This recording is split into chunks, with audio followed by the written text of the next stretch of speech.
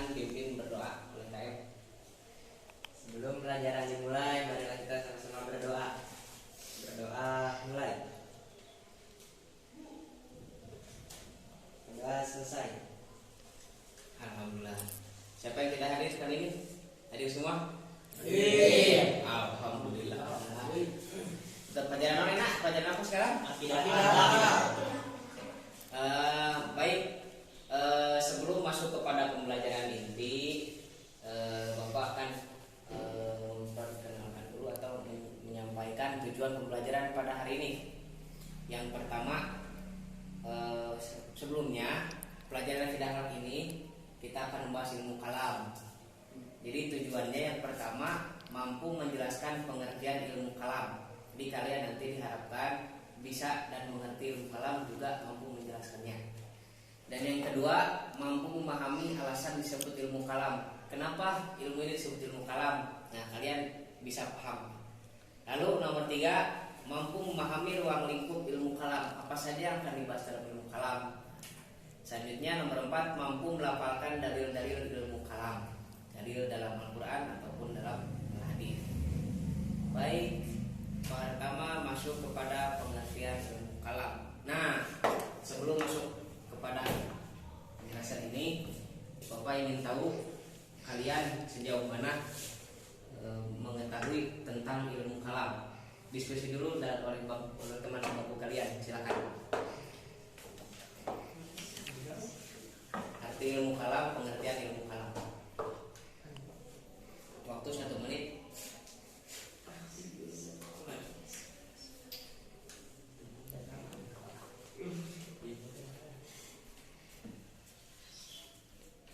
Ada yang tahu? Ada yang tahu? Nah, ilmu kalam itu kalau kita sering mendengar sebenarnya, yaitu ilmu tauhid, ilmu tentang mengesahkan Allah.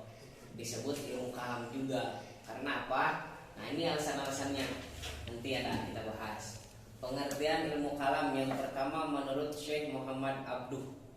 Ilmu kalam ialah ilmu yang membahas tentang wujud Allah, sifat-sifat yang wajib ada baginya, sifat jaiz yang disifatkan baginya, dan sifat-sifat yang tidak ada baginya.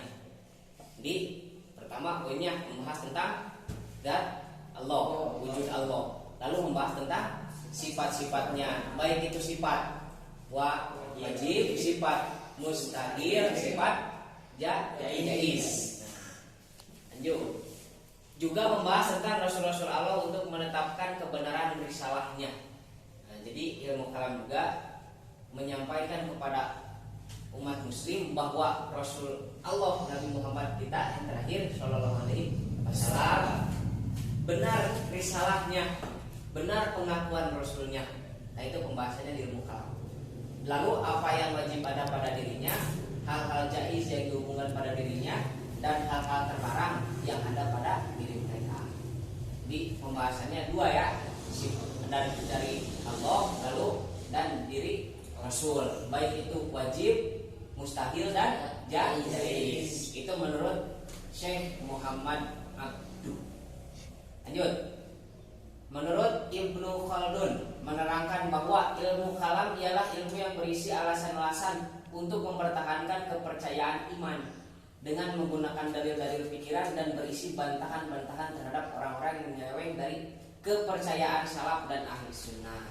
Jadi Ibnu Khaldun lebih kepada alasan-alasan dan juga lebih kepada dalil-dalil yang menjadi bantahan-bantahan terhadap kepercayaan orang lain. Alasan tersebut untuk menguatkan keimanan kita. Nah, iman menjadi kuat tentu dengan adanya alasan, dan juga membantah kepada teologi mereka atau kepercayaan mereka juga dengan alasan. Nah, itu menurut Ibnu Khaldun. Nah, menurut Ibnu Khaldun. Kalau tadi menurut Syekh Muhammad Abduh.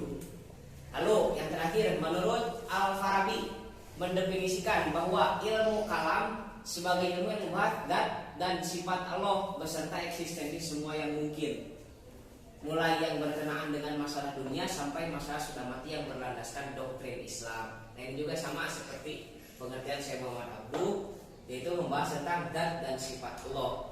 Tapi ditambah dengan hal-hal yang mungkin seperti makhluk Allah yang diciptakan, baik itu yang ada di dunia ataupun yang ada di akhirat. Juga membahas tentang permasalahan-permasalahan sesudah kita mati, di alam barzakh, dalam kubur, mizan dan sebagainya. Menurut doktrin Islam, bukan berdasarkan teologi selain Islam. Nah, itu pengertian ilmu kalam. Nah, masuk kepada beberapa alasan disebut ilmu kalam. Pertama, masalah pembicaraan ialah firman atau kalam Allah dan non azalinya Al-Quran. Jadi yang pertama alasannya yaitu tentang ialah firman atau kalam Allah. Firman, firman atau kalamullah. Nah, firman atau kalamullah. Karena apa? Disebutnya ilmu kalam. Kalam itu kan kalau artinya al-kalamu. Artinya apa? Berbicara ya, berbicara atau berfirman. Maka dari itu ilmu kalam disebut ilmu kalam karena ada firman Allah atau Allah.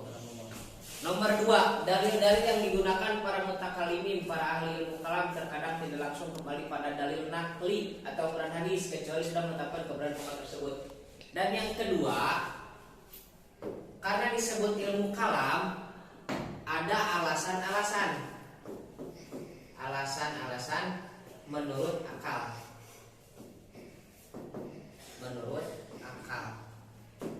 Lalu mutakalimin mengucapkan alasan tersebut persis dengan arti kalam. Sebelum masuk kepada dalil Al-Quran, mereka membuat alasan menurut akal pikiran mereka, lalu disebutkan. Contoh, kalau di pesantren kita mengaji kitab Tijan. Kata kitab Tijan bahwa Allah itu wujud, artinya ada. Dalilnya wujudu hadhil makhlukati, itu kata mutakalimin atau menurut alasan akal. Karena adanya makhluk pasti ada yang menciptakan, ialah Allah. Jadi dalilnya wujudu hadhil makhlukati. Setelah alasan akal dikemukakan, maka dibenarkan oleh kalamullah. Kata akal bahwa ada makhluk pasti ada yang menciptakan, yaitu Allah. Menurut firman Allah, Kul marrabbus samawati wal ard, kul lillah. Siapa yang menciptakan langit dan bumi? Katakanlah Allah. Ketika akal berbicara bahwa makhluk ada yang menciptakan, firman Allah lah yang membenarkan. Nah, kata akal bahwa Allah itu yang menciptakan langit dan bumi. Lalu nomor 3, kalau dicermati cara buktian kepercayaan secara agama hampir sama dengan logika dalam filsafat. Nah, ini juga nomor 3 karena logika tadi, karena logika terus diungkapkanlah oleh para mutakalimin dengan bahasa mereka. Nah, jadi ada 3 alasan. Yang pertama karena firman atau kalamullah. Nomor 2 alasan menurut akal para mutakalimin. Nomor 3 menurut logika. Ini dari mutakalimin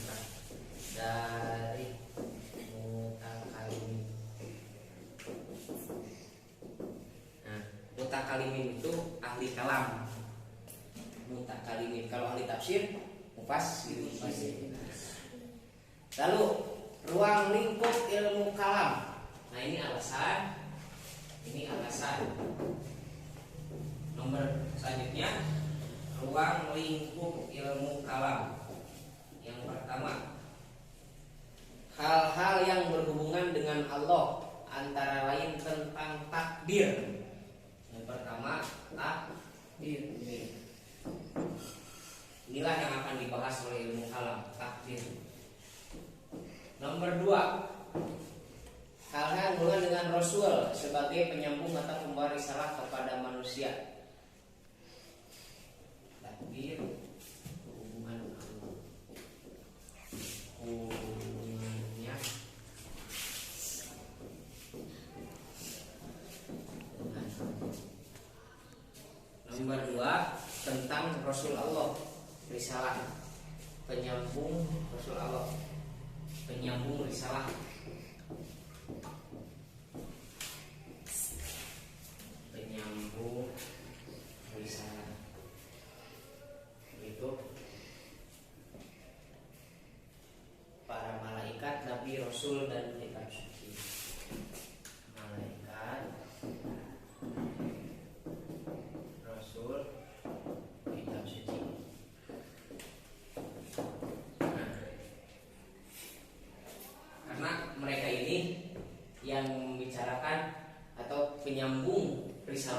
adalah kerasulan dari Allah Subhanahu wa taala melalui malaikat. Setelah melalui malaikat diberikannya kepada Rasul sebuah kitab, lalu disampaikan kepada umat manusia. Lalu nomor 3, hal-hal yang berhubungan dengan kehidupan yang akan datang. Ada kebangkitan, jadi kehidupan nanti. Berarti kehidupan setelah mati ya, seperti adanya kebangkitan atau dikumpulkan di padang mahsyar yaumul ba'ats, siksa kubur, pertanyaan kubur, surga dan neraka. Itu ruang lingkup ilmu kalam ini yang akan dibahas. Selanjutnya ada pembagian tauhid. Ada bagus. Ambil bagus kertas. Ya, masih.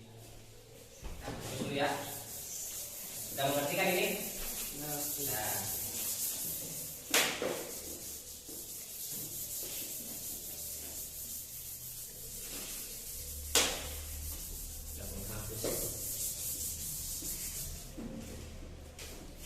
Ada pembagian tauhid. Yang pertama tauhid rububiyah.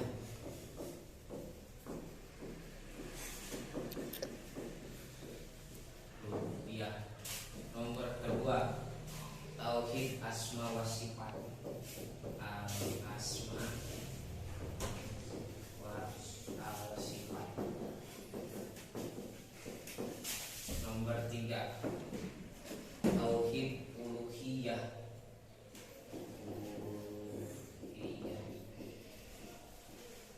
Dan yang terakhir keempat tauhid qauli atau amali.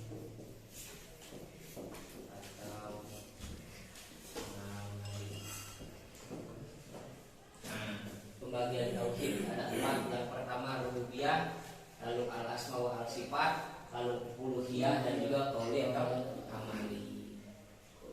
Masuk kepada pembahasan tauhid rububiyah. Bermakna Allah sebagai pemelihara, pengasuh, pendamai, pelindung, penolong dan penguasa. Arti rob ya, sini disebutkan arti rob. Pemelihara,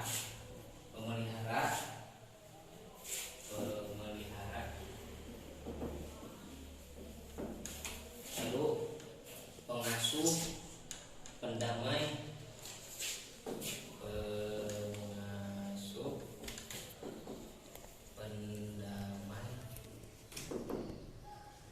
lalu yang terakhir penguasa. Nah, ini arti tauhid rububiyah, bahwa Allah sebagai pemelihara, pengasuh, pendamai. Lalu dalilnya dalam surah Al-A'raf ayat 54.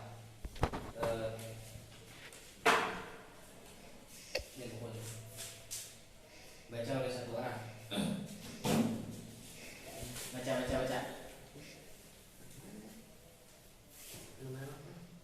Tauhid rububiyah. Rububiyah. Inna rabbakumullahu alladzi. Bismillahirrahmanirrahim. Inna rabbakumullahu alladzi khalaqas samawati wal arda fi sittati ayyamin summa stawa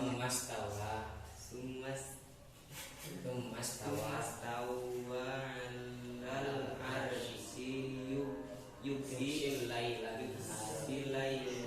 nahara yatlubuhu hasisan was-samsa wal qamara wan nujuma was-sakharatin bi amri ala lahul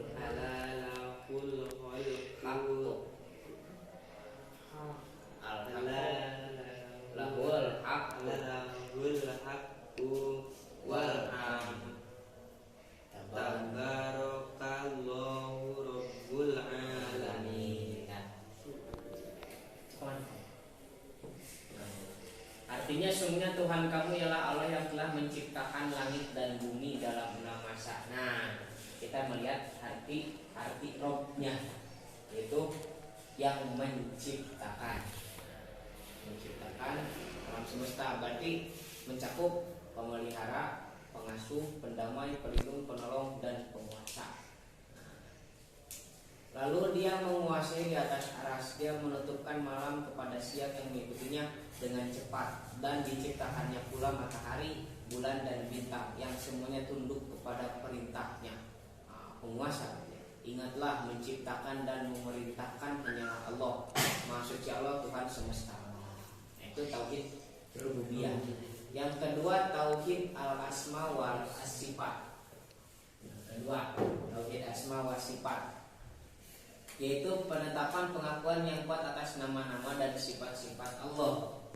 Nama-nama atau asmaul husna, nama-nama dan sifat Allah, dan sifat-sifat Allah. Asma sifat seperti artinya al-asma artinya nama, as-sifat artinya sifat Allah. Jadi pembahasannya itu tentang penetapan dan pengakuan yang kuat atas nama-nama dan sifat-sifat Allah yang luhur berdasarkan petunjuk Allah. Ayat Quran surat Asy-Syura ayat 11. Surat Quran Asy-Syura 11, baca sekurang. Bismillahirrahmanirrahim. Laisa kamitslihi syai'un wa huwas samiul basir. Artinya tiada yang menyerupainya segala sesuatu dan dia maha mendengar lagi maha melihat. Itu asma wa sifat. Jadi asmanya atau namanya, sifatnya tidak ada yang menyerupai Allah. Itulah pengakuan yang kuat atas nama-nama dan sifat-sifat Allah. Lalu tauhid uluhiyah nomor ketiga. Nomor 3 tauhid uluhiyah dari kata al-ilah. Al-ilah, namanya al-ilah. Kata uluhiyah artinya yaitu yang disembah. Artinya yang disembah. Tetapi yang disembahnya yang benar, al-haq, bukan sembahan yang lain. Quran surat Al-Baqarah ayat 163, baca seorang lain. Baca. Bismillah.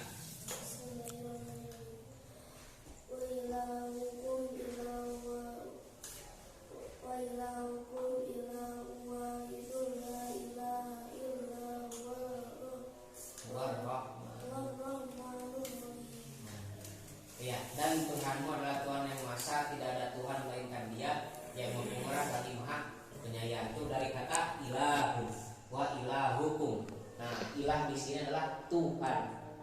Kalau Tuhan dialah yang wajib disembah. Yang hak ialah Allah, illallah. Lalu tauhid uluhiyah tidak akan terwujud, ya. Tidak akan terwujud kecuali dengan dua dasar. Pertama, melaksanakan semua macam ibadah hanya kepada Allah, bukan yang lain. Karena Allah al-ilah sebagai Tuhan, jadi wajib Dia untuk kita sembah, menyembahnya kepada Allah, bukan kepada yang lain. Nah, itu yang pertama, munculnya tauhid uluhiyah dalam diri kita. Lalu nomor 2, ibadah yang dilaksanakan sesuai dengan perintah dan larangan Allah. Allah memerintahkan untuk melaksanakan sholat. Di dalam sholat terdapat rukun-rukun sholat yang harus dilaksanakan, dan juga terdapat hal-hal yang dapat membatalkan dalam sholat. Itulah yang harus ditinggalkan. Jadi sesuai dengan apa yang Dia perintahkan dan juga apa yang Dia larang. Nah, itu tauhid uluhiyah. Masuk kepada tauhid qauli atau amali. Nomor 4, tauhid qauli atau amali, yakni bukan hanya diyakini oleh hati, tetapi diucapkan oleh lisan dan diamalkan oleh anggota badan. Nah, itu. Ketika kita sholat, kan ada lafaz di tahiyat akhir, lafaz tasyahud, asyhadu alla ilaha illallah wa asyhadu anna muhammadan rasulullah. Itu harusnya sudah ditabirkan Allah, sudah diyakini, tetapi dilafalkan. Kayak tadi, ucapkan syahadat lalu dilaksanakan atau diamalkan oleh anggota badan, melaksanakan ibadah-ibadah yang lain. Jadi dari tauhid rububiyah, asma wa sifat, tauhid uluhiyah dan juga tauhid qauli dan amali ada keterkaitannya. Rububiyah Allah yang menciptakan, yang memelihara, yang bernama, yang menciptakan, yang memelihara, yang penguasa bernama Allah yang punya sifat-sifatnya. Allah yang disembah oleh melalui anggota badan dan juga diucapkan oleh lisan, diyakini juga oleh hati. Nah, itu ada titik persambungannya. Nah, mungkin sekian pertemuan kali ini, mudah-mudahan bermanfaat. Sebelum Bapak tutup, ada yang mau ditanyakan? Ada. Jadi kesimpulan, ilmu kalam ialah ilmu yang membahas tentang Allah, sifat yang wajib bagi Allah, sifat yang mustahil bagi Allah, sifat yang jaiz, juga membahas tentang risalah atau pengakuan seorang rasul, juga membahas tentang sifat yang wajib di rasul, sifat yang mustahil di rasul, sifat yang jaiz di rasul, dan juga membahas tentang alam sesudah alam dunia ya, setelah kita mati. Nah, lalu kesimpulan yang kedua ini pembagian tauhid atau tadi dulu ya, yang mana?